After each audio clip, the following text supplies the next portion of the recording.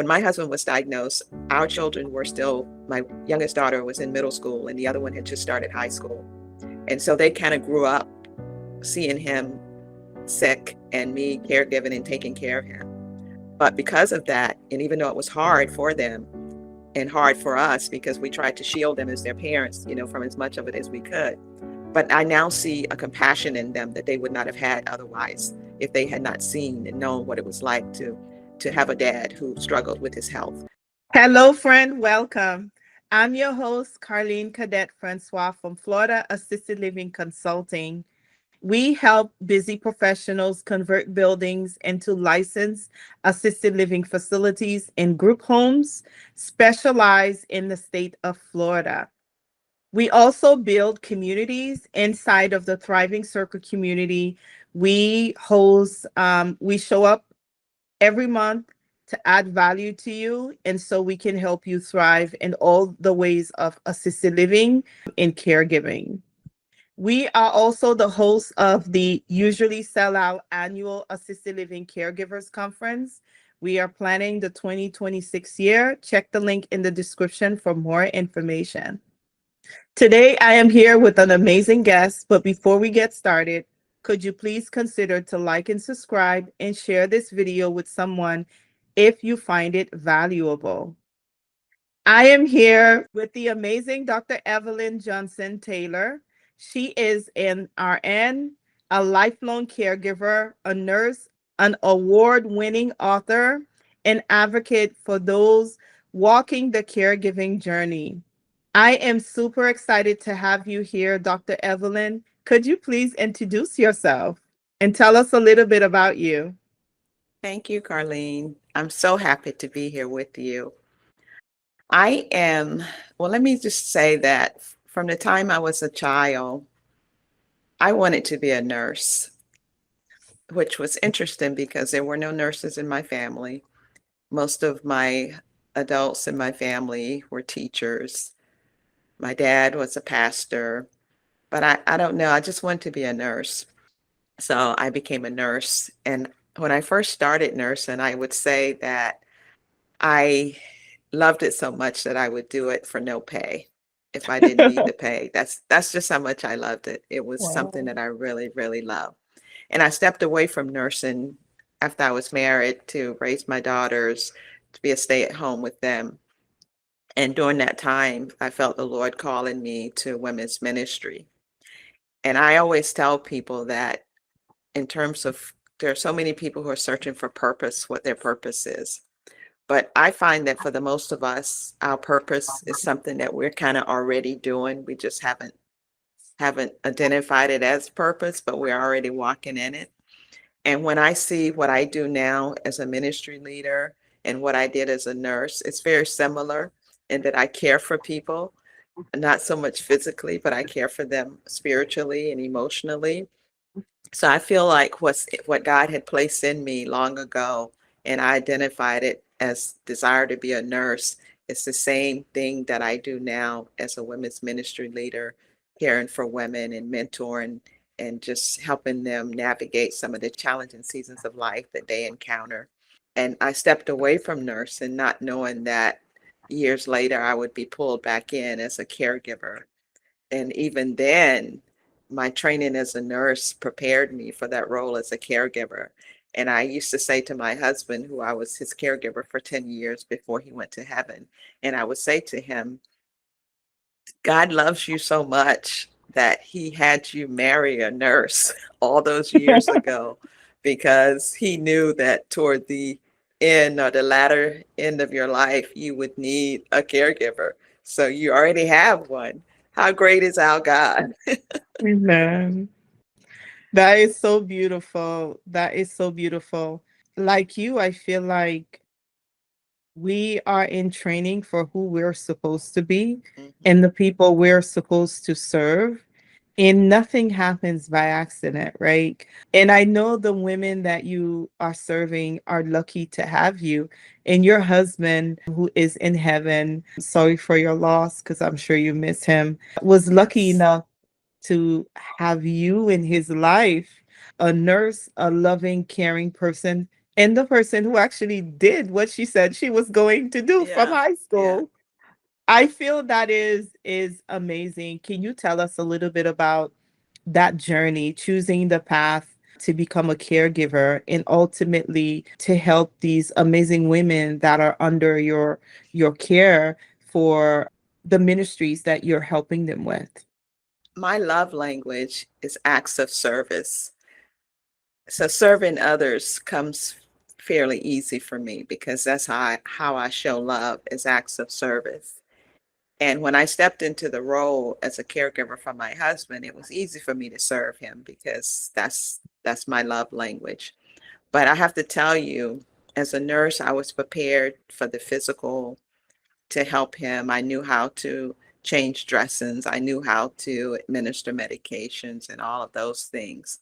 But what I was not prepared for was the emotional toll that his illness would take on him and just the constant struggle that he would have in terms of value placed on what he could do.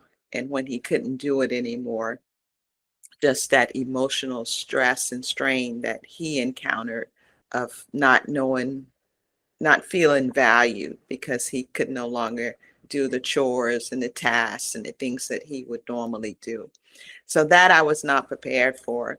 And that was hard for me because I felt like I was given pretty much on empty, and there was no one pouring into me emotionally. So then I had little to pour out to him emotionally. So that was a challenge for me.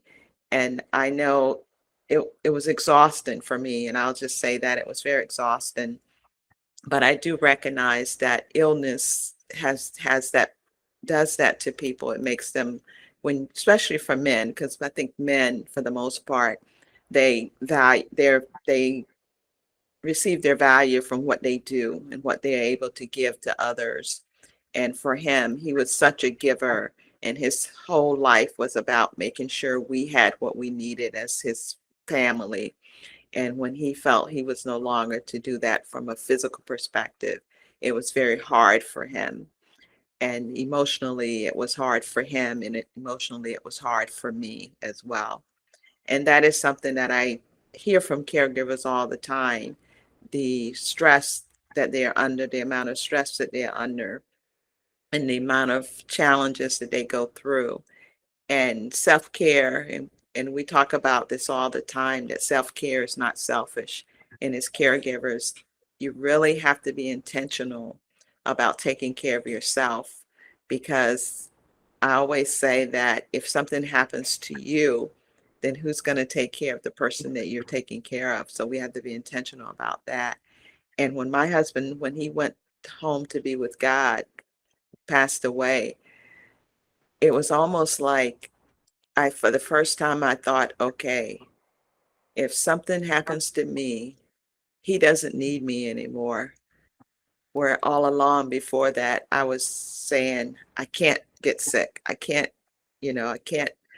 have an issue because who's going to take care of him? And that was pretty much what a lot of my focus was on. So I was very intentional about seeing my doctor regularly. And anytime I had a little pain, I would go to the doctor and I would say, I'm a caregiver. And immediately she understood.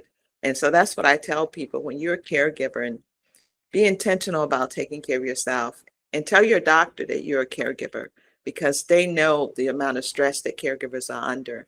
And then that gives them some information of how they need to evaluate you and what they need to look for, and how they need to be intentional about taking care of you in maybe a different kind of way because you are a caregiver. And she would say to me, you did the right thing. I'm glad you came in. And thankfully, I didn't have any real issues, but it was important to me that I stayed on top of my health so that I'd be able to care for him.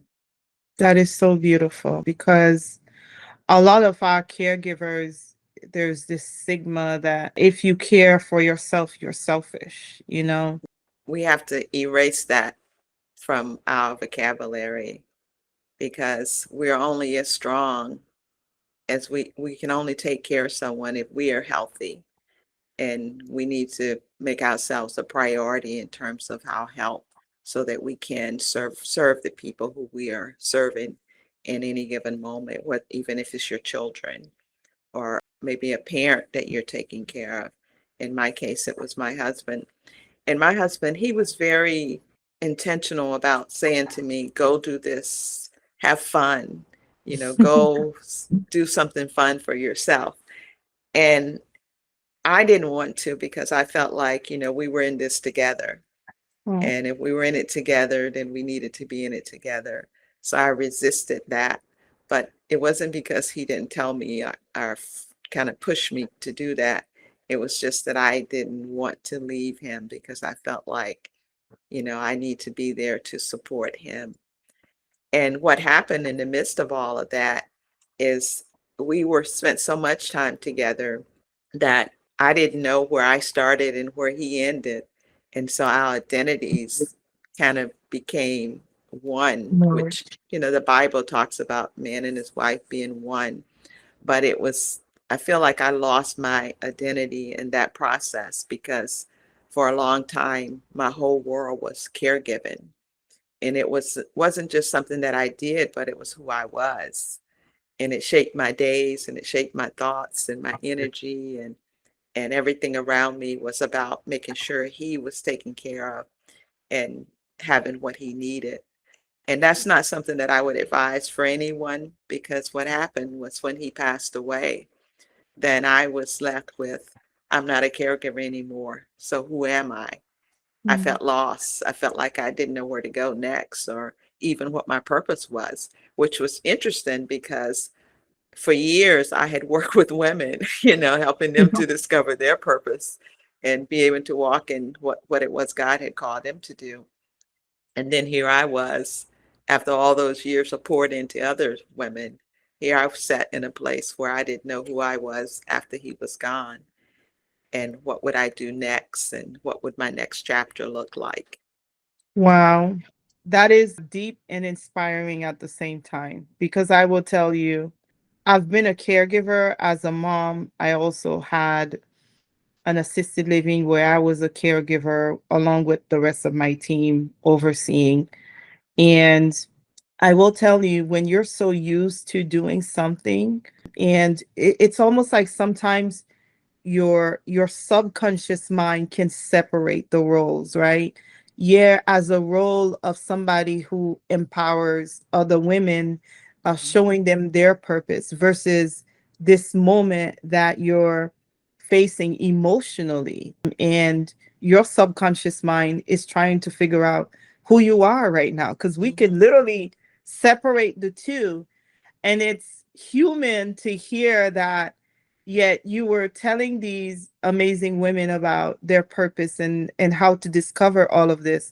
And here you are right now at a different phase where you are now trying to figure out who you are, because your husband, like you said, was one with you. Now that Mhm. you're separated physically, you're like, what do I do next? I think it's normal. I think whether we admit it or not, we all go through those type of changes or challenges where Mhm. your subconscious mind is like trying to figure out where to put the pieces, and they can't figure out where to put it, and now you can't figure out who you are for that Yeah. temporarily moment.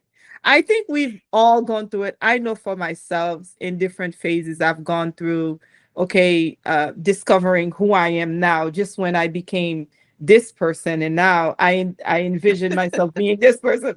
I've achieved it. Now that I'm there, I got to figure out where I'm going next. And I think it's a beautiful transition. Sometimes we can label everything as, I tell my children, don't label everything as good and bad. Of course, some things are Mhm. just terrible, clearly bad, but most things in lives are just the journey of life in the way Yeah. that we live it.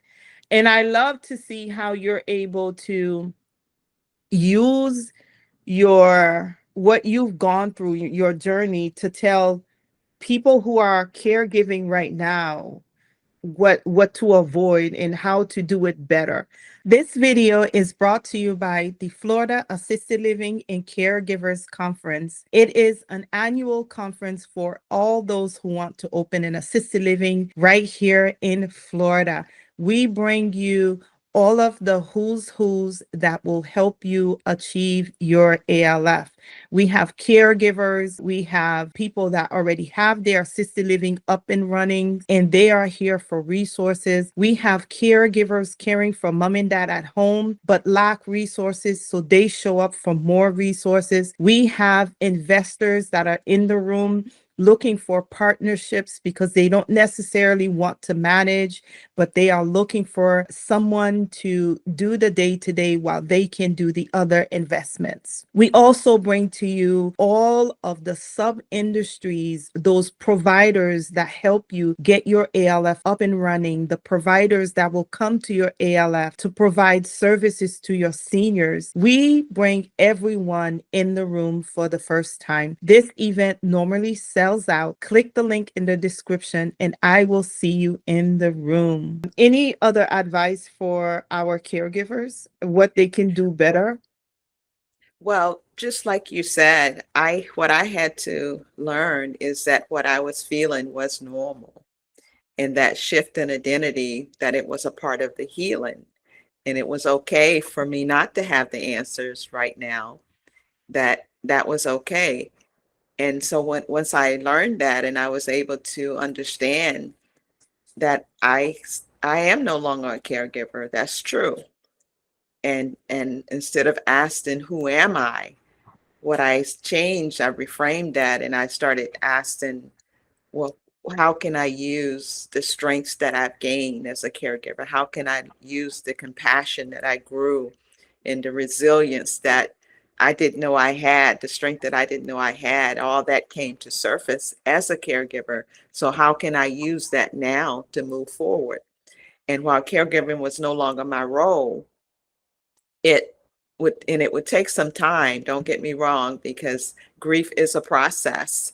And I went to grief counseling, and one of the things the counselor said to me, which was so true, is that grief is the price that you pay when you love someone. And we all, we love people, we love our spouses, we love our children, we love our family. So when we lose them, that's the price that we pay, is grief. And so it took me some time to kind of rediscover who I would be in the new season. And one thing that I learned, and I'll just share this, is that seasons, they change. In fact, that's what my latest book is about. In and Out of Season is the title of it. But seasons change. And that no matter where we are, even if it's a great season and everything's going well, it's going to change. It's just like the seasons of life, seasons of the year, they change, they don't stay the same. And in each season, there may be some good, there may be some bad, there may be some hard times. But the question is, what am I learning? And one of the things that I had to accept, that after all those years as a caregiver, that my healing may not necessarily have be quick, but that it would come, and that it didn't necessarily follow a straight path. So, some days I felt happy that my husband was no longer in pain. I was happy for him. And then there were other days where the grief was hard, but I learned not to rush it. And that was important to me. And I would just say that to anyone who is in a place where you're caregiving or maybe after caregiving, it's not to rush it. We all heal at different paces. And caregiving can take up so much space emotionally.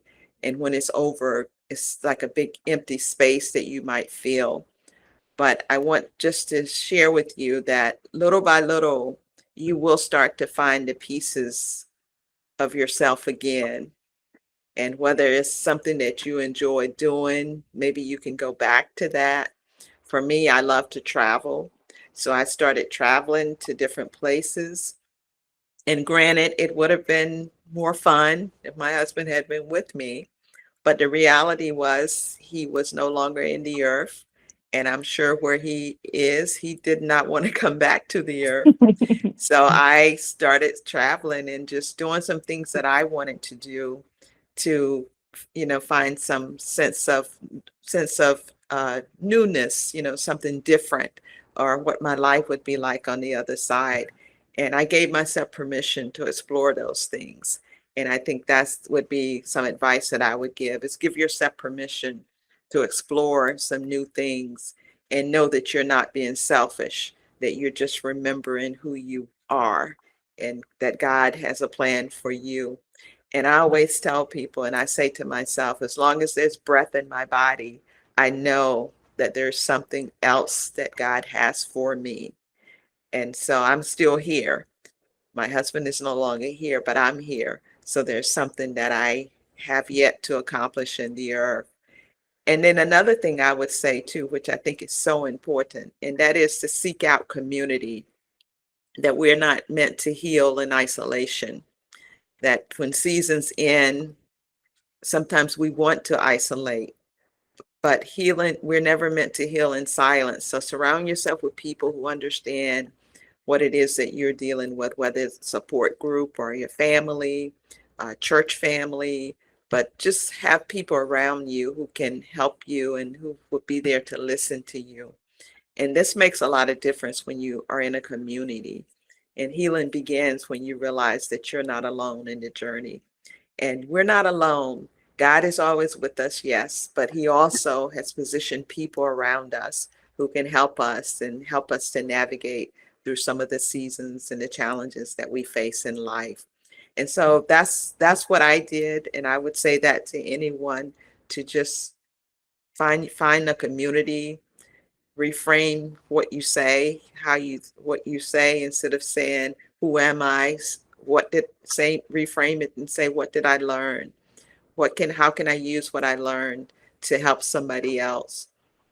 And even though caregiving may have been your purpose in that season, when that season ends, then there's something else that God has for you. Just like we talked in the beginning about how when I had a desire to be a nurse and then went into caring for women, that same sensitivity, that same compassion carried through from nursing in the critical care unit to nursing, I would say, in ministry, and just helping women to find their place and become all that they were created to be, and to be able to step into it with confidence. It's that same compassion, that same love, that same concern.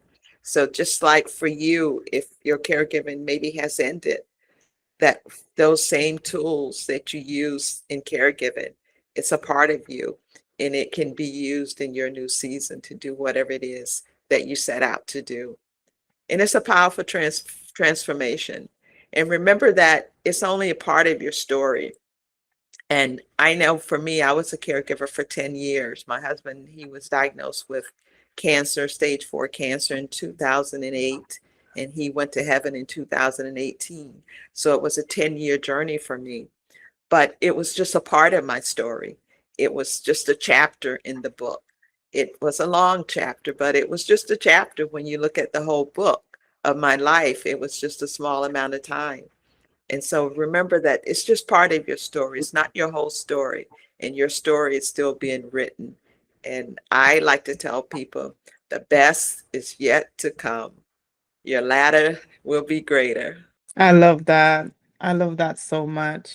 I listened to Pastor Joshua Selman years ago when I left the sheriff's office. I was still am in that journey, getting to know myself spiritually, learning about my ancestors, paying attention. Now that I had time to actually slow down and feel, you know how you can be in survival mode, or I just want to get things done mode, where you're Yeah. not too focused on feeling, like feeling life. And so when I left the sheriff's office, I was in this journey of getting to feel life. I want to feel everything, regardless of what the emotion is.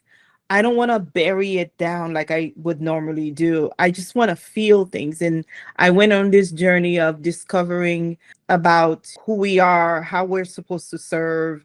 And I came across Pastor Joshua Salmon in his Mhm. video, an African pastor. Now it's like I'm deep into the African pastor and the preachers because they teach us things that we overlook, right? And they make a difference. And he was talking about seasons, seasons of Mhm. life. Yeah. And I love how you're able to merge your experiences with the different seasons of life because Mhm.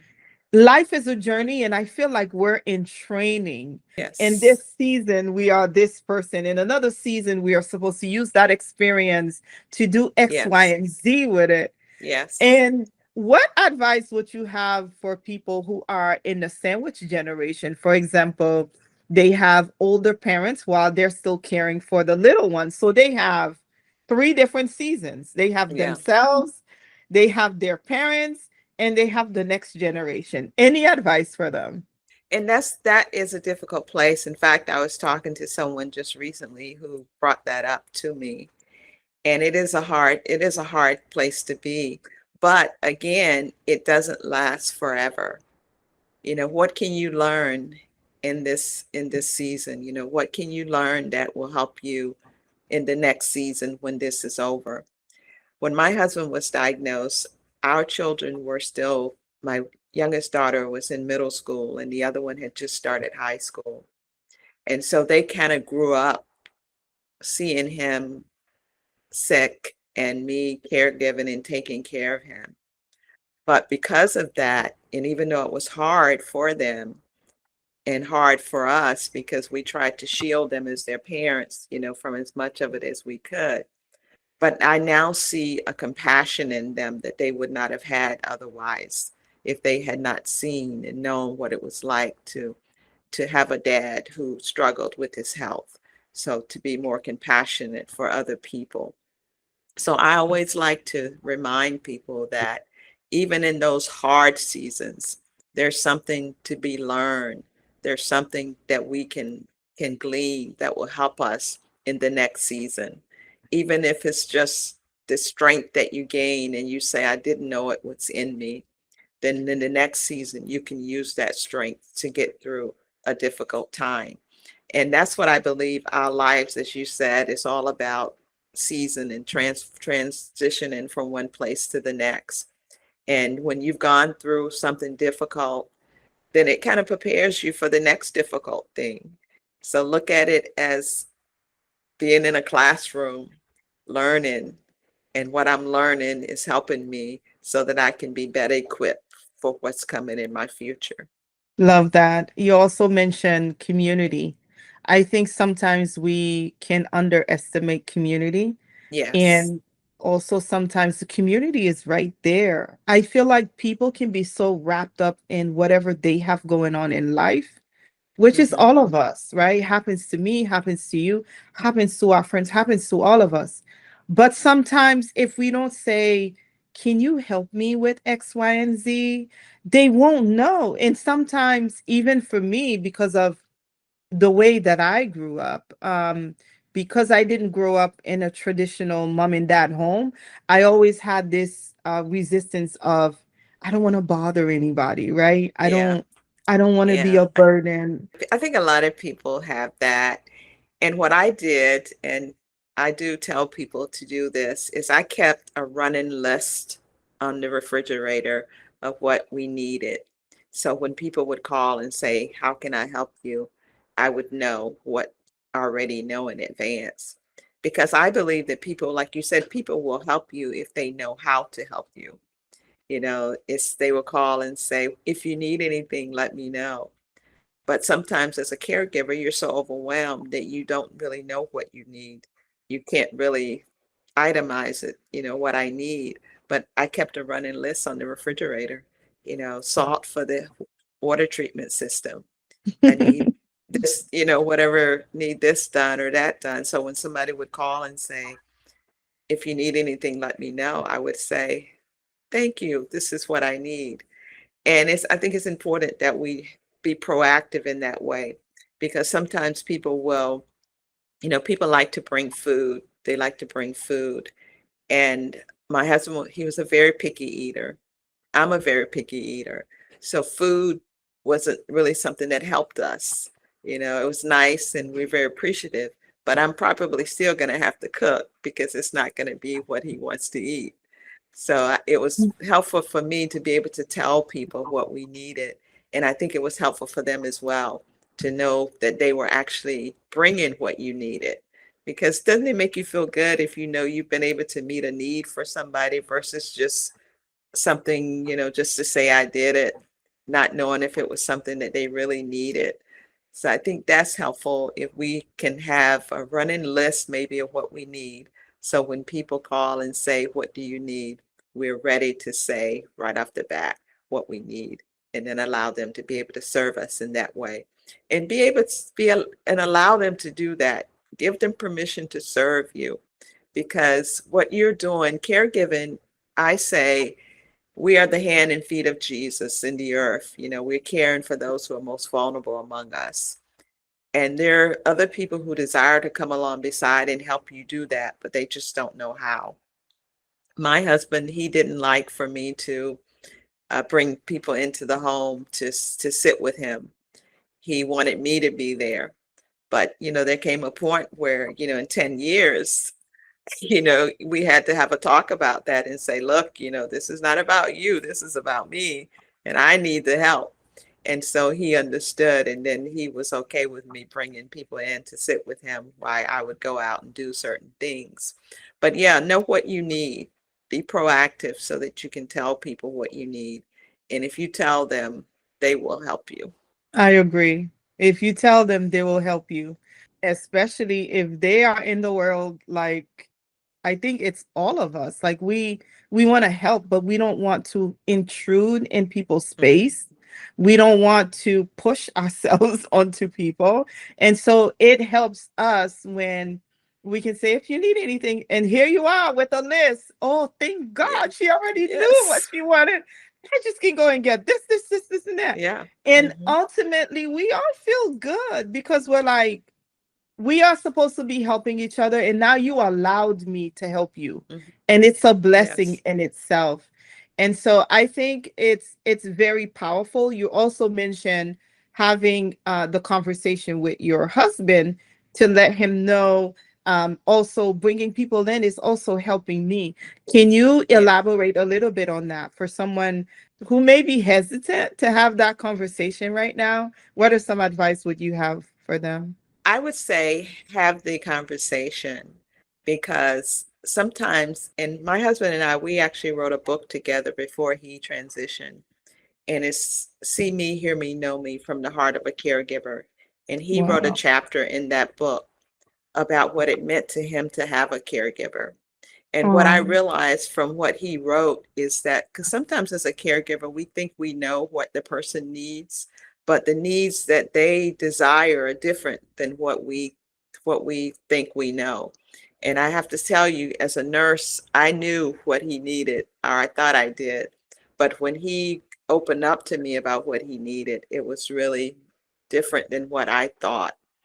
And so even when sharing with your person that you need the help, that you need to bring someone in, they may not recognize it. They may think that, you're okay and that you're functioning. So why do you need help? But if when you explain to them, like I had to explain to him, this is not about you. This is about what I need. And because he loved me, he was willing to do that. And I think just letting them know is half the battle, and then be in a position, to be able to follow through once you let them know that you have somebody lined up who will come in and help and assist you, because you're in it for the long haul. And that's what we don't know as caregivers when we take on the responsibility. We don't know how long it's going to last. It could last for a month. I was a caregiver for my dad back in the 90s, and it was 2 months. But I was a caregiver for my husband years later, and it was 10 years. So we don't know how long it's going to last. So we have to set ourselves up for the long haul, you know. Start out like you can hold out. And if and you don't know if it's going to be 2 months, then yeah, we got that. But 10 Mhm. years, that makes it a little bit more difficult. So pace yourself, get help with things that people can help you with. Not everything they will be able to do for you, but some things people can help you. They can help drive your loved one to doctor's appointments, or maybe sit with them while you go to doctor's appointments and other things that they can do. So just get help where you can and let people help you. If they're willing to help, don't say no. When people say, "Can I help you?" One word, yes. I love that. I love that. You heard that, right? When people say, "Can I help you?" It's one word, Yes. yes. And have your list ready with the things that you know you need. And so, how have your faith, because I am a woman of faith and I rely on God for everything, right?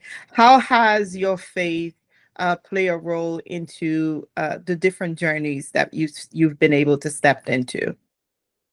100%. When he was sick, got sick, we were pastors and we had prayed for so many people to be healed. So we really didn't think too much about it. We just, we'll pray God will heal him. And he went for his treatment and it didn't work out the way we thought it would.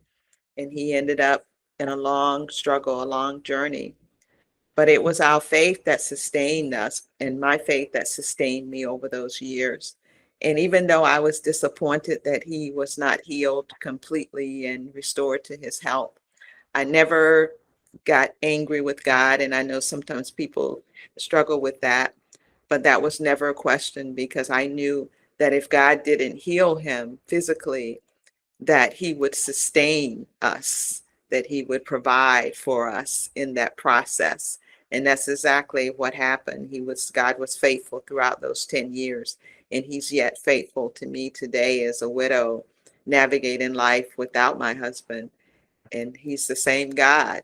And so my faith played a major, major role. And I don't know, and I can say this with confidence that without my faith in God, I would not have been able to make it. Yes, it's true that because sometimes as Christians, we can go on, "God, please heal us." But I've learned in the past, His will is His will. What if His Mhm. will was for us to learn something out of that illness or whatever the issue may be? And of course, it's always uncomfortable. And I read somewhere in the Bible that God did not come to earth to bring peace, right? It's like, what? A He sword, a didn't, sword. he didn't come to bring peace. That's crazy. Well, anyway. And sometimes, and I'm learning this, this is a phase that I'm learning, is to ask for God's will be done, Mhm. especially when things are not going the way that we want it to go. I find it, maybe it's me, but I find it to be the hardest thing to say, "God, your will be done." And then the situation is not how I want it to go. And I'm like, Those are the prayers that get answered when we pray according to his will.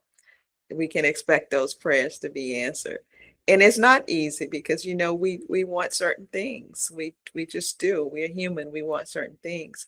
But when we allow ourselves to think beyond, where we are now and what God has for us, the plan that he has for us, and knowing that he is God over the whole universe and he knows everything from beginning to end, then we have to trust that he knows what is best. And yeah, I would, for me to sit here and say, I'm grateful that my husband's in heaven, I would love for my husband to be here with me. We had planned to grow old together, and he went home when he was 58 years old, but we had planned to grow old together. But I know that God's plan is better.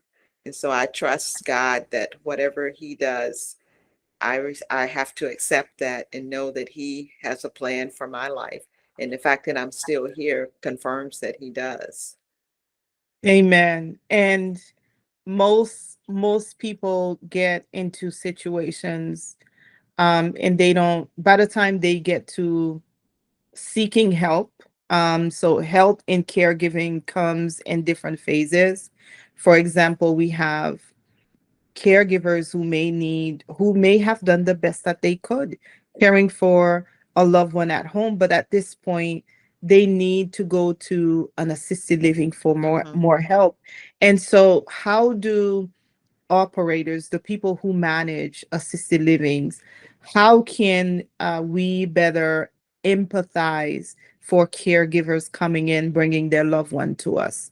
What can we do better to help the caregivers themselves? Where, of course, we know we're going to care for their loved one, but what can we do because we find them to be in so much stress?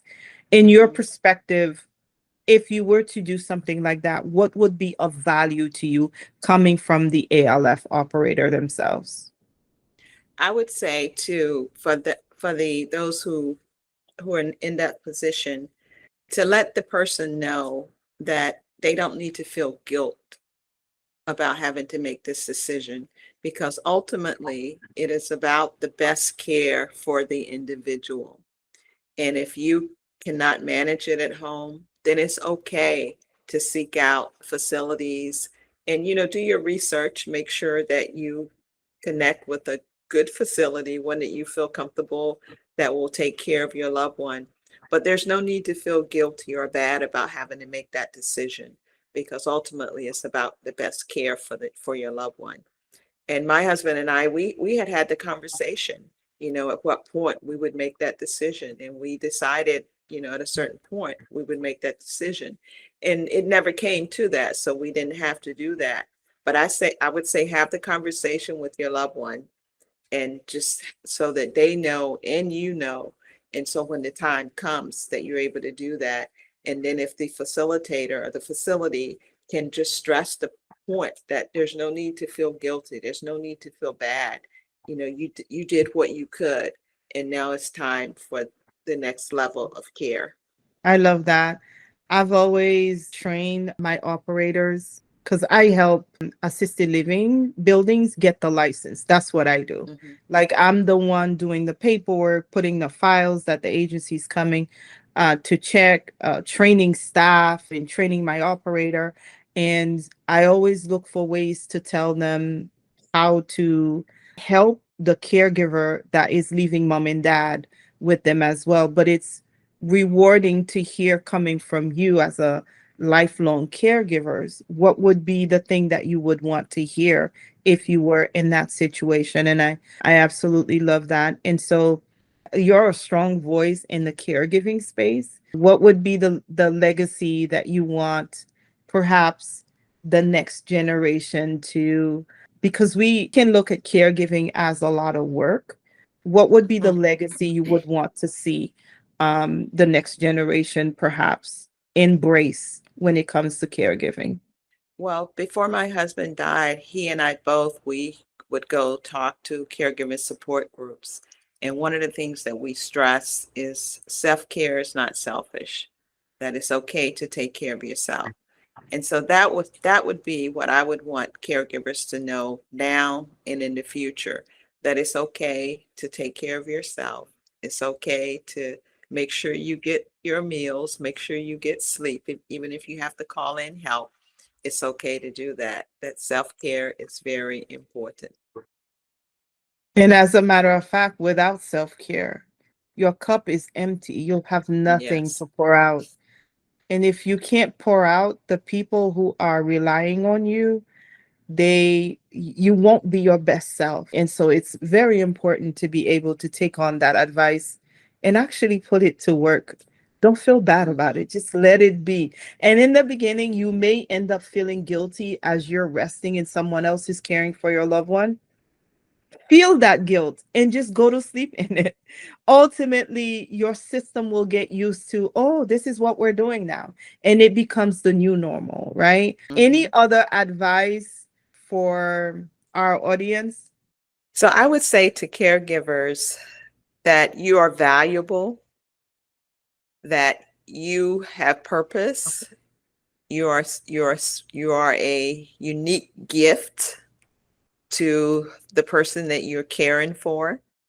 And even if that person hasn't told you how much they appreciate it, know that you are appreciated and thank you for what you do, because what you do is so important and that you are very special. And I would just want to thank you for what you do for caring for those among us who are vulnerable, whether it be a parent, a child, or a spouse, or aunt or uncle, whoever it is. Thank you for stepping in and standing in the gap, because it's not something that we sign up for, not something that we ask to do. Many times we're just forced into those positions as caregivers. So thank you for standing in the gap and for helping someone navigate through the challenges of their life and helping them to live their best life that's possible for them in those moments, and just being there for them. Thank you. Yes, those moments are very crucial. And you really get to, and I think it's a reward as well, because it's so rewarding to be able to serve and expecting Mhm. nothing back. You really feel like, God is using you as a gift to someone else. And to me, that is the utmost reward. I love your journey. I love how you position it so beautifully. I know that you've written books, especially the one with your husband. I'd love to read it Yes. myself. And we'll add the links to the Amazon storefront where they can grab their copies. Also, is there anything else you want to share? Well, thank you for the work that you do in helping caregivers and those who are ill, and for your work that you do with entrepreneurs and women. Such important work. And may the Lord bless you as you continue in it, and may He enlarge your territory that you might be able to impact more people as you navigate through this life. Thank you so much. I definitely need a lot of prayer. I pray for capacity, like I Yeah, don't know how many times per day, but I that's my appreciate the favorite. prayer. That's my favorite word. Capacity is my favorite word. Me too. Yeah. Me too. Great minds think alike, right? That's what me and my husband used to say to each other. Great Oh, minds think alike, because we were so on the same page for so many things. wow. That is so beautiful. That is profound. To find that one and to have had the opportunity to live life with him, it's a blessing in itself. I absolutely, absolutely love your journey. Where can my audience find you? My website is Evelyn J, like John, Taylor.org, EvelynJTaylor.org. You can find me on social media. LinkedIn is Evelyn Johnson Taylor, Facebook, Dr. Evelyn Johnson Taylor, Instagram, Evelyn J. Taylor on Instagram. And those are some places that you can find me. I am a Christian author and speaker. I released my last book last year, September 2024, In and Out of Seasons, Thriving in Life's Transitions. And this book is about my journey, more so, not so much as a caregiver, but after my husband passed away, just kind of walking through that journey and reminding people that life is about seasons, that we just kind of talked about, and that no season lasts forever, but we learn in each season, and then it prepares us for the next season, and just how to navigate some of those challenges of life. And I wrote this book out of my journey, but it covers things like empty nesters, people, career changes, people who've gone through divorces, and things of that nature, just to be able to navigate those seasons in life, because they will come. No question about when or if, but the question is when will they come, because they will come. And we like to think some things will last forever, but nothing lasts forever, good or bad. And so there will come a time where we have to navigate. And even, marriage is forever, but it's not really forever. It's to death do us part. And and most likely one partner will leave before the other, so that other one will be left to navigate. but there is life on the other side. And I start out this book saying, when I had to say for the first time, I'm a widow, I didn't want to say those words out loud because I thought saying them out loud would make them come true. But then as I walk through this journey and in this book with the same words, I am a widow, and I'm able to say them out loud and Wow. embrace it and walk in it and know that there is something on the other side for me. So that's my last book that I wrote. And they are all available, as you said, on Amazon. They're also available on my website too, but Amazon is probably the quickest way to get them. But my website has them as well. If you want autograph copies, obviously you have to come through my website. But I do travel and speak about caregiving and just navigating challenging seasons of life. And that is what I enjoy doing. So if you or any of your audience ever find yourselves in need of a speaker, call me. I am available. I love that. I love that. Thank you so much for what you do, how you package it, and how you deliver it, because all of those options are best ways that we can serve people. And I am looking forward to meeting you at the conference. And Yes, thank you so much. Thank you. yes, and we'll add the links to her Amazon and website in the description.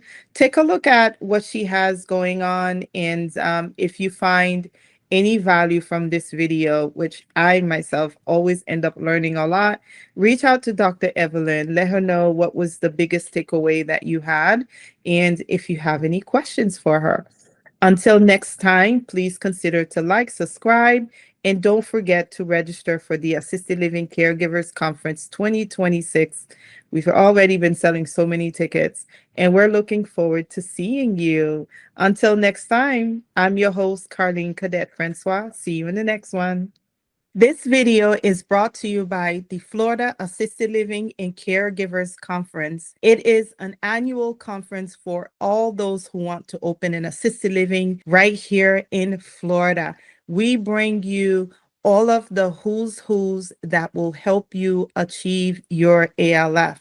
We have caregivers, we have people that already have their assisted living up and running, and they are here for resources. We have caregivers caring for mom and dad at home, but lack resources, so they show up for more resources. We have investors that are in the room looking for partnerships because they don't necessarily want to manage, but they are looking for someone to do the day-to-day while they can do the other investments. We also bring to you all of the sub-industries, those providers that help you get your ALF up and running, the providers that will come to your ALF to provide services to your seniors. We bring everyone in the room for the first time. This event normally sells out. Click the link in the description and I will see you in the room.